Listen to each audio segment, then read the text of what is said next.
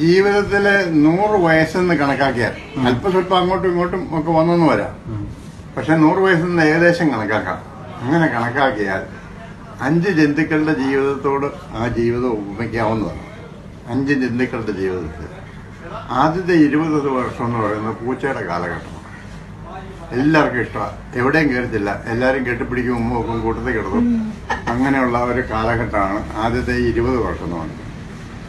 രണ്ടാമത്തെ ഘട്ടം 20 മുതൽ 40 വരെ കുതിരയുടെ കാലഘട്ടമാണ്. 4 കാലം പഠിച്ച് പായും. ഏത് വഴിക്കാണെങ്കിലും കള്ളു കുടിക്കുകയാണെങ്കിൽ പരമാവധി കള്ളു കുടിക്കുക, അടി ഉണ്ടാക്കുകയാണെങ്കിൽ പരമാവധി അടി ഉണ്ടാക്കണം, നല്ലവനാണെങ്കിൽ നല്ലവനായിട്ട് ചെയ്യും. അങ്ങനെയുള്ള ഒരു കാലഘട്ടമാണ് 20 മുതൽ 40 വരെ. 40 മുതൽ 60 വരെ കഴുതയുടെ കാലഘട്ടമാണ്. ചുമട് പെമ്പിള്ളേർ പ്രായങ്ങളെ കെട്ടിച്ചു വിടണം, പ്രയോജനം ഉണ്ടാക്കണം, ആഭരണം ഉണ്ടാക്കണം. ചെറുക്കന്മാർ ഒത്തുവരുന്നില്ല.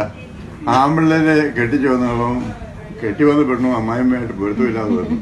പിന്നെ അവരെ വേറെ വിടണം, സ്ഥലം ഉണ്ടാക്കണം, വീടുണ്ടാക്കണം. ഈ വക പൊതുവെ ചുമടിന്റെ ഒരു കാലഘട്ടം, കഴുതയുടെ ഒരു കാലഘട്ടം. 60 മുതൽ 80 വരെ പട്ടിയുടെ കാലഘട്ടമാണ്. ഇപ്പം ഞാനിരിക്കുന്ന പോലെ മുൻവശത്തിരിക്കും, ആരെങ്കിലും ഇവിടെ ആരാ ഇവിടുത്തെ ബോബി ഒന്ന് കാണാൻ വേണം. ബോബി നിന്നെ കാണാൻ ഒരാൾ വന്നിരുന്നു. ബോബി അവർ തമ്മിൽ കെട്ടിപ്പിടി, നീ എപ്പോഴാണ് വന്നതെന്ന് ചോദിച്ചു. കെട്ടിപ്പിടി അകത്തേക്ക് വിടും. പിന്നെ ഈ മനുഷ്യനായിട്ട് യാതൊരു ബന്ധവും, വെറും പട്ടി. പിന്നെ 80 മുതൽ 100 വയസ്സ് വരെ ജീവിച്ചിരുന്നാൽ മൂങ്ങയുടെ കാലഘട്ടം. മൂളുള്ളൂ. പിന്നെ ചില കഞ്ഞി എടുക്കട്ടെ, പിന്നെ മരുന്നെടുക്കട്ടെ, പിന്നെ സ്വല്പം ബ്രാൻഡ് എടുക്കട്ടെ.